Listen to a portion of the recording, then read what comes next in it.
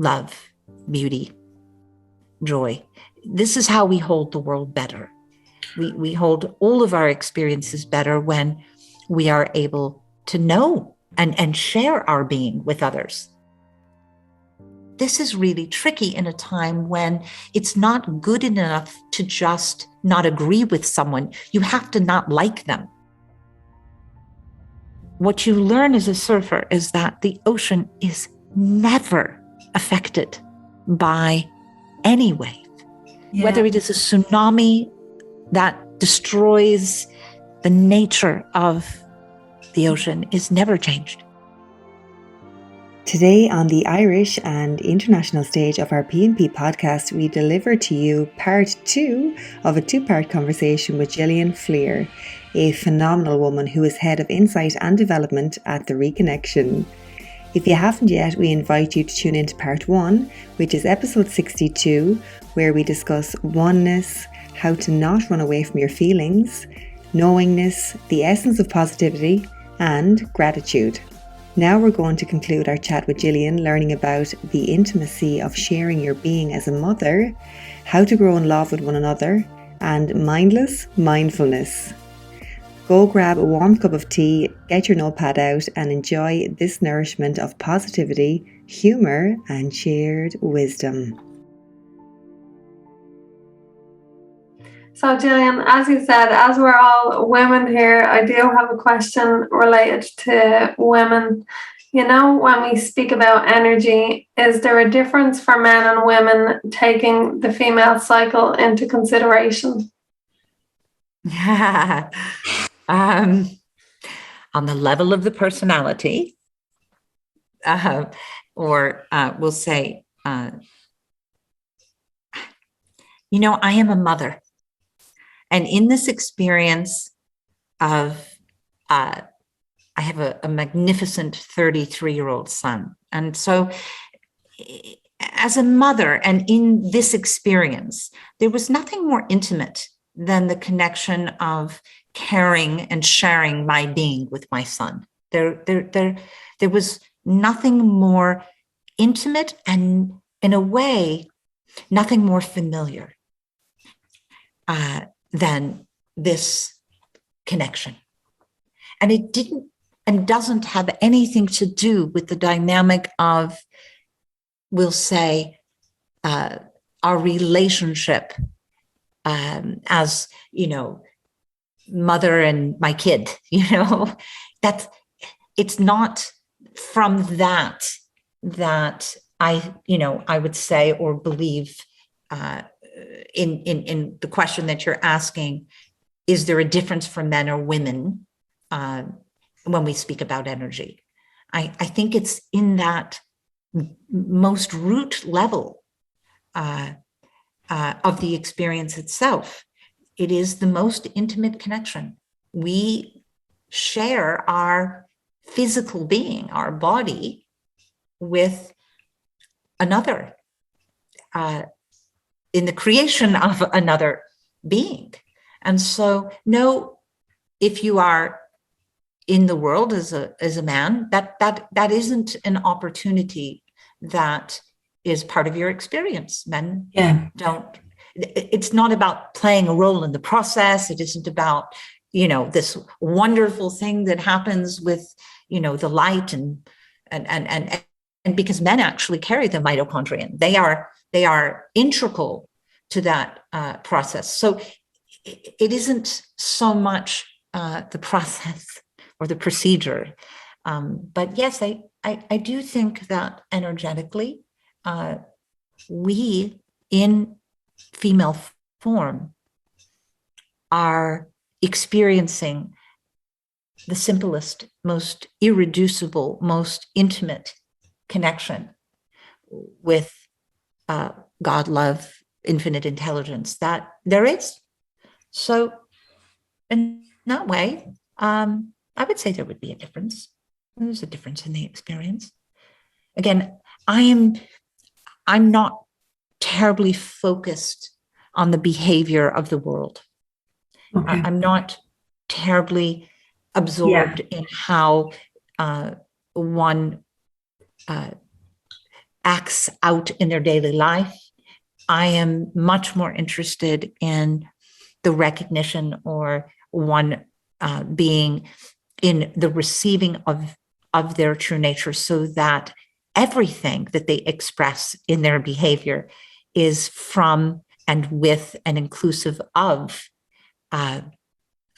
love, beauty, joy. This is how we hold the world better. We hold all of our experiences better when we are able to know and share our being with others.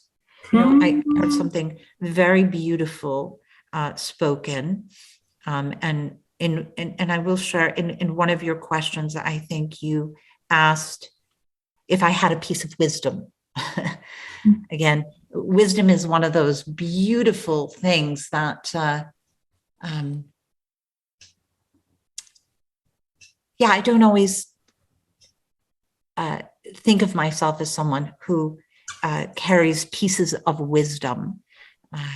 And yet I've been surrounded by so many beautiful, what we'll say, recognized wisdom keepers. The Indigenous grandmothers, 13 Indigenous grandmothers, that was an incredible opportunity. And yet, I gave some thought to that. And I think really it is our capacity to love others is to open to the power of love. And the more we grow in love with one another, irrespective of the personality, the more we grow in love with one another, the more capable we become of experiencing, I'm going to say consciousness, love for us. And this is really tricky in a time when it's not good enough to just not agree with someone. You have to not like them. We don't live in a time any longer where it's okay to just not agree with someone. We have to not like them and not agree with them often. And so I think that this has really sort of presented this incredible dilemma that we're in. And I think, again, it's a bit of a non-truth. You know, we can give without loving, but you cannot love without giving. You really cannot. You can give without loving. This is the nature of the world often, but you cannot love without giving. And really, in its simplest way, there is a sort of, to go to the beginning of how we started this conversation, that is oneness. Yeah. That to recognize that difference in a way is a simple key to oneness.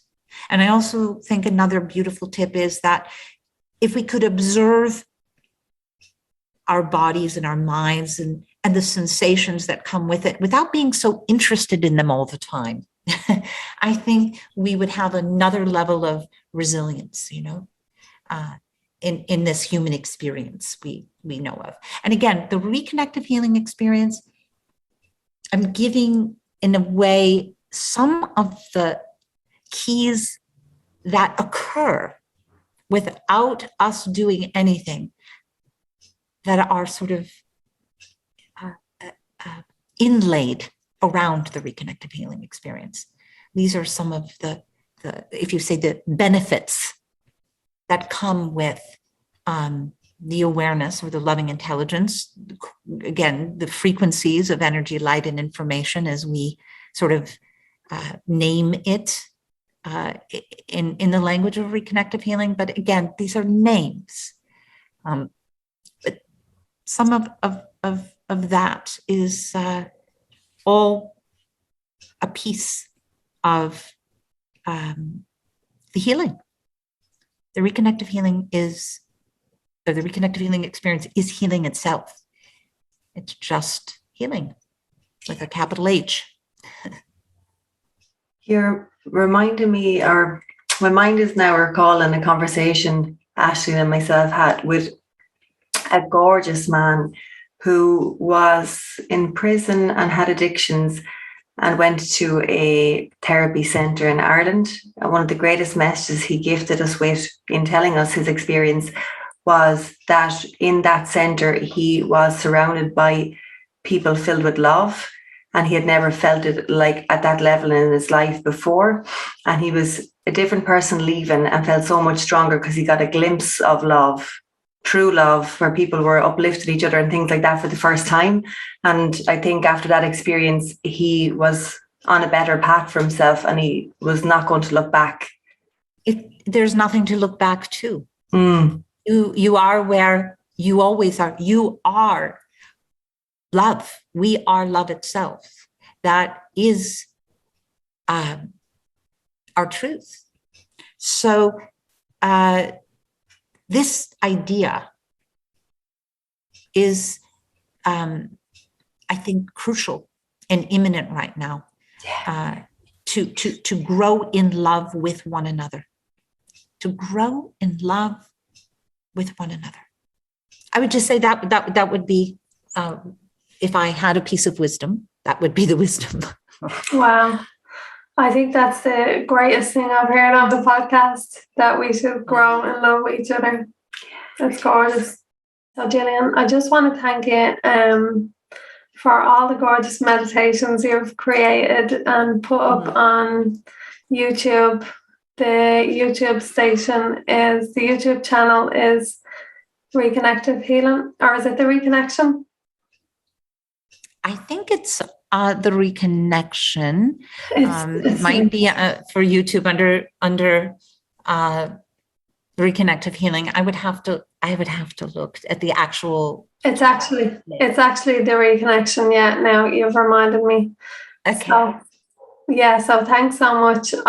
I just discovered them recently. Actually, you created a lot of them around about a year ago. It was probably at the time of the global pandemic, so I'm sure they really helped a lot of people. Can you talk us through how the Reconnective Healing frequencies work with meditation, or how that all comes together, if we were to try to explain it? Yeah, I mean, I think that they are a meditation without the need to establish a practice. And again, once we confine the mind to a practice, in a way, there is another very silent layer of separation that begins to grow. And so we're really cognizant. Eric and I come to those meditations completely empty-handed and open-hearted. We don't plan them. And in some way, to allow our community to sort of rest in silence without being given the direction exactly of, we're going to close our eyes and listen in silence for 5 minutes. Well, that tells the mind what it's going to do. Already the mind and the ego has separated itself out to learn something. And the Reconnective Healing experience is really an unlearning. It is, I always say, it's mindless mindfulness in a way. And so we become more aware of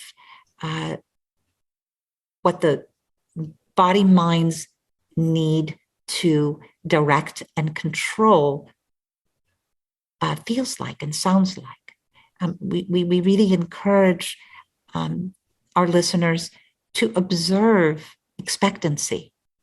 When we're sitting in silence, they're waiting for the next direction to happen in some ways. So this kind of meditation, in a way, is a guided conversation, releasing the attachment of the personality to know where it's going, to knowingly be able to isolate itself from the unknowable, or the all that is known. And again, the frequencies sort of bypass the mind in this very loving way. It just almost like the energy, light, and information, if I had to put it in very, a language of duality, I would say it's so uninterested in what anyone's thinking. In a way, it really doesn't recognize the person. And yet there are these incredible healings that happen instantaneously to the person. I mean, 3 decades of witnessing instantaneous healing. But the source of that healing, in a way, is, again, it is the receiving and releasing of the person, and that enclosure that makes it so separate. So that's what the meditations are always exploring, a self-inquiry into just the simple being aware that I am. And sometimes we even play, and I'm going to give this to the Positivity Podcast listener, just for fun. Take the most mundane activity that will be arising in your day. I am going to brush my teeth. I am going to call my mother. That's not really mundane, but I am going to read a book. I am going to take a jog. I am going to watch. Take a little inquiry or exploration and separate the thought just a bit. So start in the lingering of the known, the most knowable, most irreducible, absolute, most obvious part of your being. It's so obvious you don't have any interest in it, and truly it doesn't excite you. But the most obvious is I am. So absolutely truthful. So start with that and allow the activity that will attach to it to linger out a half a minute or a minute. Just, I am. And observe the murmur, the sensation.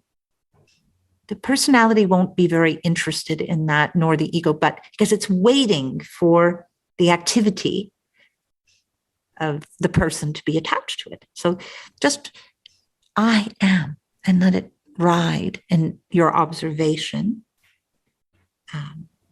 in whatever way that experience becomes your awareness, and then attach going to brush my teeth, make my dinner, call my mother, whatever it may be. But it's a simple and pretty enlightening little play game exercise. And I think in a way, the energy, light, and information, the reconnective healing experience is always sort of present in that exchange, that level of receiving. It's just right there, waiting patiently, unaffected by the diagnosis we might have received that we just, have cancer, or the situation with, again, a difficult coworker. These activities are not influenced in any way by the wholeness of the most obvious thing that we all share. And that is it. That is all, and peace and certainty and lots of miracles. I don't really believe exactly in miracles, but gifts come there. Yeah, I started my meditation practice in 2014. I think I've repeated this a lot throughout all of the podcasts, but I definitely remember first, like we talk about our first kiss, but I remember my first time realizing that, oh, I actually don't have to have this chatter running 24/7 in my mind to get up and do this, go there, see that person, fix this, do that. I can sit in silence. I can control it in a way, or I can guide it in a way if I want. And it really was liberating knowing that at that moment. And I've worked on different types of practices, or like you said, that activity that you challenged our listeners with, to play with it and see if you can separate that in the mundane tasks. I've done little things like that, and they really are powerful activities, because you can't change what you're not aware of if you want to make change, you know? So perfect. I really resonate with that. Yeah, so well said. And, you know, the body-mind is a powerful activity. It is so powerful. So we just learn in a way through this other kind of inquiry how to harmonize our very being with that powerful activity. But that's a real gift to live daily life with. So it's beautiful that this has been, you know, sort of years of your exploration, and both of you. And again, I think this is where the Positivity Podcast ultimately births itself. It's to be able to share, not, you know, we all have circumstances in our lives, but they are truly never the totality of any kind of happiness that is available in every moment, in every breath. So we, in a way, reconnect. And then we're not dependent on exactly every feeling or emotion or situation. And that really does allow us to hold the world, again, to hold the world in a much better way, to learn to love one another, irrespective of our identity, you know, and that's peace. I guess it's peace. It is healing, for sure. Yeah, it is peace.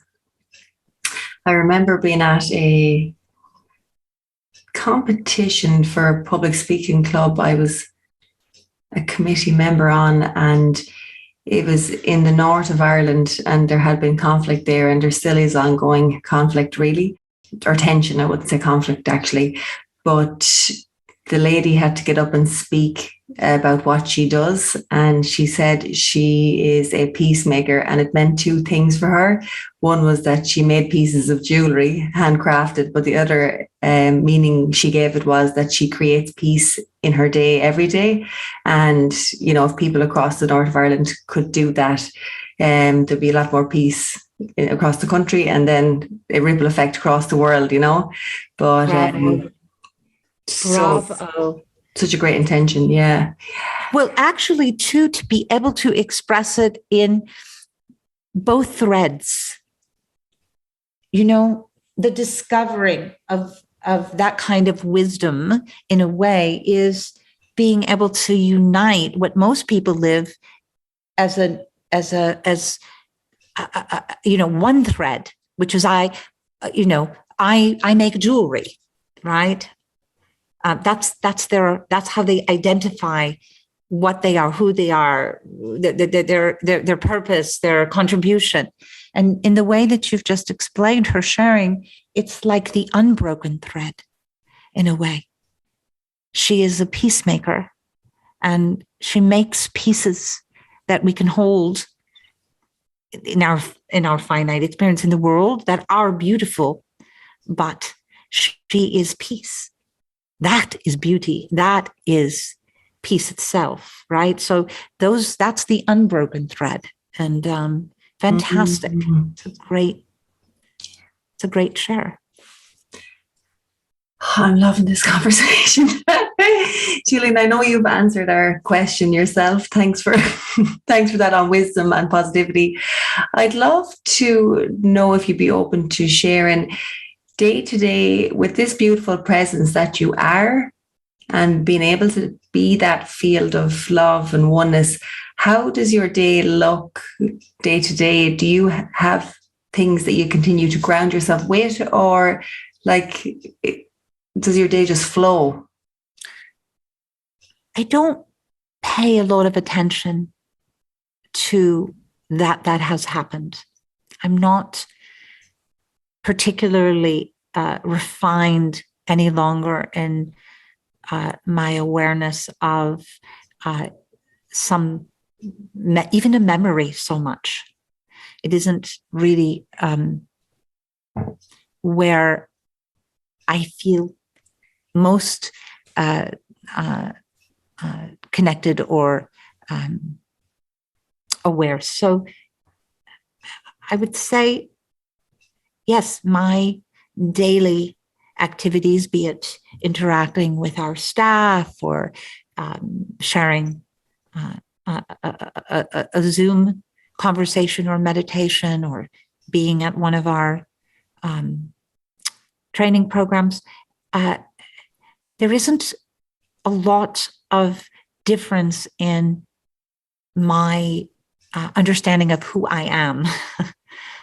And so I would say, as much as possible, I don't really hold on to,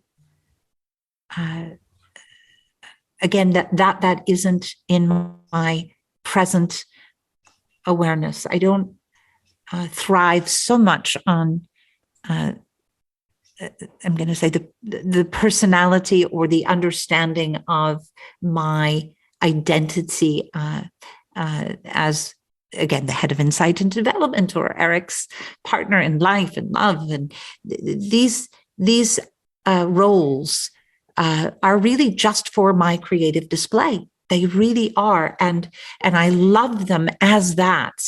They are finite. They are passing. They are creative, and they are inspirational, but they are just that. So in a way, I think, again, as the woman described, peace, I would say it that way. My peace is that I am. And it is the most familiar and knowable, and allows, in a way, me to, without any trepidation of what may or may not occur, to be love, and to be beauty, and to be joy, even amidst what we'll call challenging circumstances. Yeah. We can see, Jillian, clearly from where we sit right now, the beauty that you are in the world and what you're doing. What would you say is your lifelong, or do you have an overarching ripple effect that you want to have on the world? I would say loving detachment without a lot of judgment, and maybe to see the impersonal nature of suffering, and recognize the more personal we become, the more unnecessary complexity we infuse into everything and everyone around us. So, I would like the ripple effect in the world to be the commodity, the precious value of our capacity to be loving detachment, again, without judgment, with everything and everyone, including animals and nature. I mean, truly, it isn't just people, animals and nature, that our shared being comes from our capacity to notice our connection. That is not personal. Our connection is not in our personal stories. Our connection exists prior to all story. And that's just an awareness. If we just glimpse, that's sort of the glimpse of awareness. Pure awareness is just that glimpse. And if that could ripple enough to be resting as it is in the truth and all reality, just behind all things, just resting behind all things, then this would allow the experience of the world to, I think, thrive much more seamlessly, much more seamlessly and peacefully. So I think we're on this precipice. I think we're there.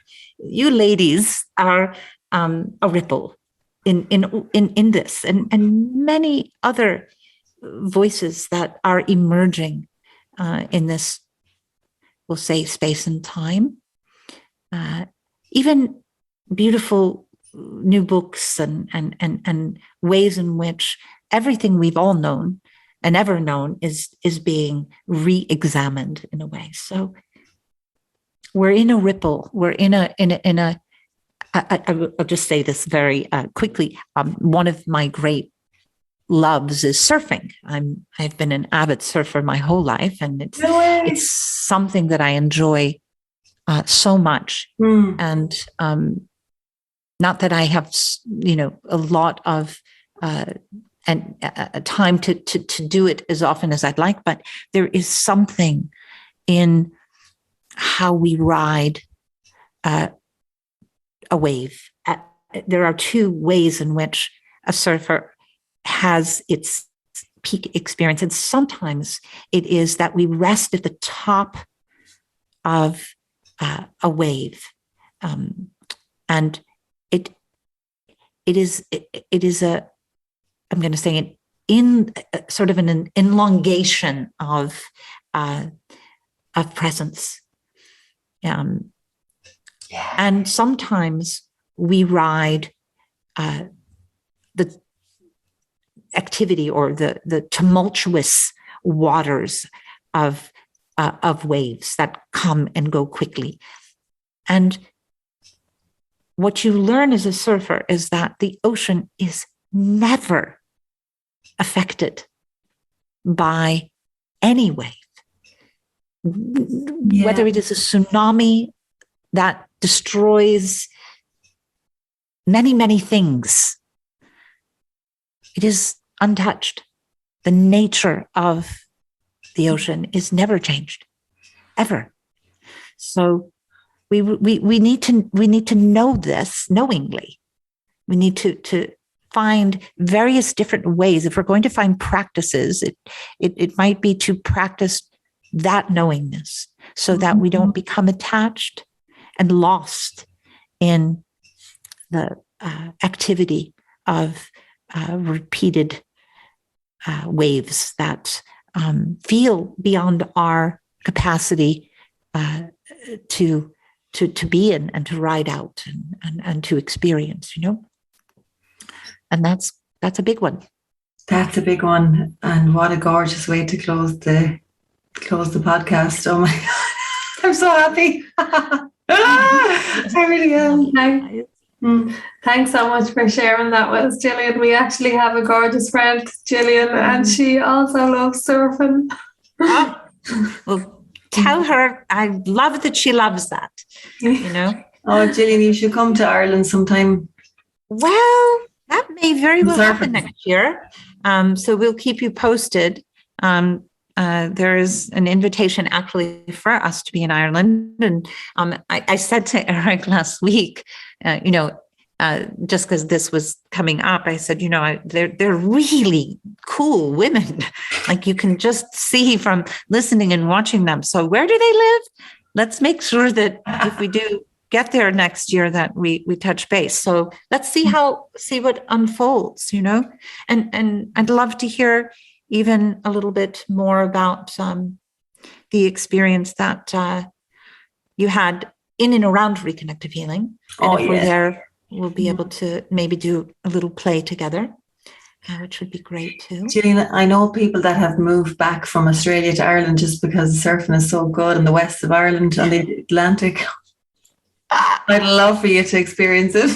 Maybe not in the winter though, maybe in the spring or summer. Definitely not in the winter, but I would definitely be up for the summer experience there. Yeah, I know several people who surf your waters, and it's quite its own experience. It really, really is. Yeah. So we'll see. I'm going to take that as an invitation to come hang out with you during the summer months. Jillian, thanks so much for joining us. What a precious hour we're after spending with you. Oh, I'm so grateful. I'm so happy. Yeah. I feel like I've received Reconnective Healing just by listening to you, because it opens up pockets in my brain, or has expanded my mind in many ways, listening to your unique way of communicating. And thank you especially for the one or two tips in terms of people that are listening. You mentioned about encouraging people to become aware and curious of their true nature, and to say yes to every experience that they encounter, and that will help them to release what's going on, receive in a way that'll bring them back to the oneness, to love and things like that. They were very helpful, and I'm so grateful. Thank you so much for being here with us today. Thanks so much, Jillian. That's been a dream come true, and I can't actually believe that you're thinking of coming to Ireland. That's just the cherry on top of the cake. Yeah. I'm looking forward. Ever since we did the podcast with Dr. Eric, I've listened back to both podcasts a couple of times. So I was just thinking, as we were coming towards the end, I'm so looking forward to listening back to this over and over again, because I need to digest some of the things that you said. They were really powerful and gorgeous, and I love what you said about all of us just loving each other no matter what, and releasing the judgment and everything. It's amazing. Love you both. Let's definitely play in Ireland. You're going to get me going here, so we'll keep you posted. And again, thank you so much for inviting me to share this conversation with both of you, and just to be a part of watching what you're creating together in your love of friendship. This is such a real idea. It is. It's really beautiful to see two women like you. So, thank you. Congratulations. Well done. Pat yourself on the back. You're now officially a partner in positivity with us. If this is your first episode, we are so grateful. If this is your 40th episode, we're equally as grateful for your ears, for your heart, for taking this time out for yourself and committing to your own positive mental health journey. Our intention for this podcast is for you to feel a little bit better afterwards, so we encourage you to take some time out now to check in with yourself. How did you feel before? How do you feel now? And we've definitely done our job if you feel a little bit better, and especially if you want to come back for more next week. If you do want to support us, we have a Ko-fi donation page.